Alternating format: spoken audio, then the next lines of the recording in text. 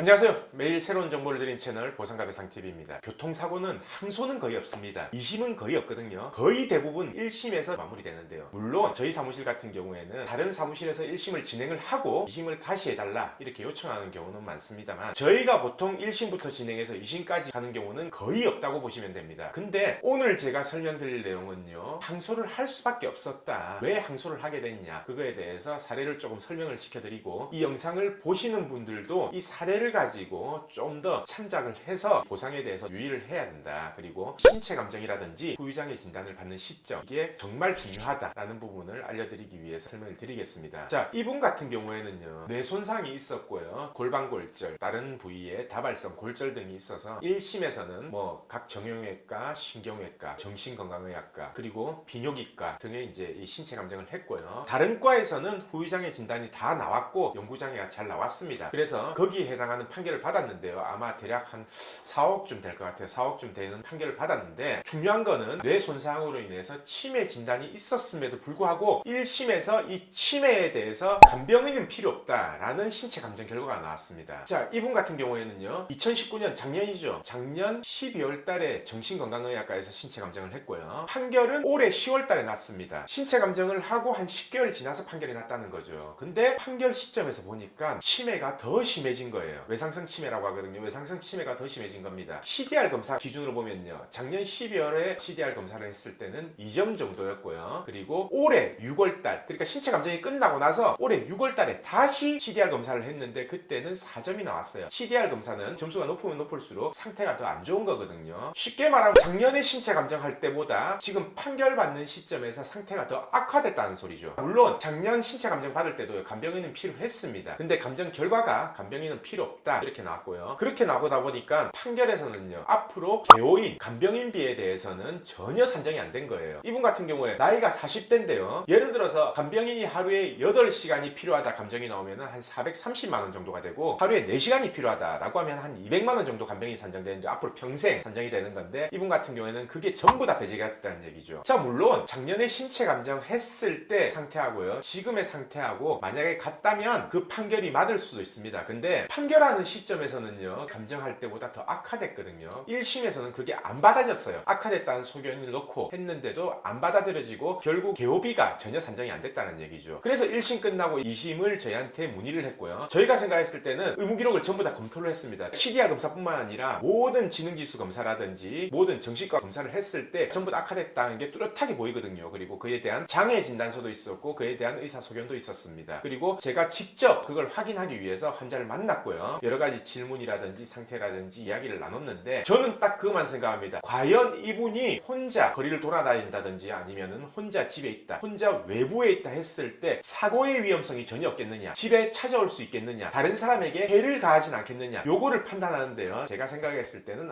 이분은 간병인이 필요하다. 물론 하루 종일 간병인은 아니더라도 야외에 운동하는 나가야 될 거 아닙니까? 운동을 하고 나갔을 때, 아니면은 치료가 끝난다 하더라도 통원 치료를 해야 될 거 아니에요. 그러면은 과연 통원 치료할 때 본인이 스스로 걸어서 아니면 스스로 대중교통을 이용해서 통원 치료를 할 수 있겠느냐, 저는 아니라고 보거든요. 그래서 2심에서는 그 부분을 집중적으로 다시 따져야 된다. 재신체 감정 요청을 해서 개호비가 하루에 4시간이라도 인정이 돼야 된다. 저희가 항소를 진행하게 됐고요. 앞으로도 이 항소 재판 중에서는요, 정신건강의학과, 개호인의 필요 여부, 여기에 대해서만 집중적으로 할 생각입니다. 한번 생각해 보시면은 여명, 그러니까 40세면 여명이 40년이 남았죠. 여명 단축을 포함하더라도 최소한 30년 정도는 개호인이 산정이 돼야 되거든요. 4시간만 산정되더라도요, 한 달이면 250만 원 정도고 1년이면 그게 한 3천만 원 정도 됩니다. 1년이면 3천만 원이면 30년이면요 9억이에요. 물론 중간 이자 공제를 한다 하더라도 한 4억에서 한 5억 정도가 더 산정이 돼야 된다는 거죠. 그러면은 1심에서 4억 판결을 받았으면 2심에도 간병인비로 4억을 추가적으로 판결을 받아야 된다는 소리입니다. 그래서 항소를 진행하게 되는 경우고, 제가 이걸 말씀드리는 이유는 꼭 1심에서 끝내려고 하지 말고 1심에서 인정 안 됐던 부분들이 2심에서 인정이 될 수 있는 부분이 있다면 2심에서 꼭 주장을 해서 항소를 해야 된다는 얘기예요. 자, 이 방송을 보시는 분들도요, 뇌손상이나 척수손상 등으로 인해서 개호사건, 정신개호가 있을 수도 있고요, 아니면 몸이 안 움직여서 개호가 될 수도 있죠. 몸이 마비된 상태에서 거동을 못하니까 개호가 되는 거고, 정신건강의학적으로 인지장애가 발생했다, 외상성 치매가 발생했다 라고 하는 경우에는 혼자 방치를 하면 안 되잖아요. 어떤 위험이 발생할 수 모르니까. 그래서 개호가 필요하다는 건데, 근데 반대로 만약에 먹고 자고 운동하고 씻고 옷 입고 벗고 이렇게 하는 데는 혼자서 될 것 같다 라고 하면은 감정가도 어차피 개호인은 인정 안 돼요. 그래서 제가 말씀드린 이 부분에 대해서 만약에 1심에서 인정이 안 됐다, 아니면은 앞으로 이제 소송을 고려하고 있다, 항소라든지 아니면 소제기할 때 꼭 정신건강의학과 아니면은 신경외과에서 개호인 여부 그 부분에 대해서 꼭 판단을 해보시길 바랍니다. 개호인이요, 하루에 4시간만 인정돼도 금액이 작은 게 아니에요. 1년에 3천만 원이거든요. 그게 평생 65세까지가 아니라 내가 생존해 있는 기간 동안 1년에 3천만 원씩이기 때문에 어떻게 보면은 일시수입보다 더 큰 금액일 수도 있습니다. 그래서 꼭 이 부분은 놓치지 않으셨으면 합니다. 자, 그럼 오늘 방송은 여기까지 하고요. 내일도 새로운 주제를 가지고 오겠습니다. 오늘 방송 끝까지 봐주신 구독자분들 감사드립니다.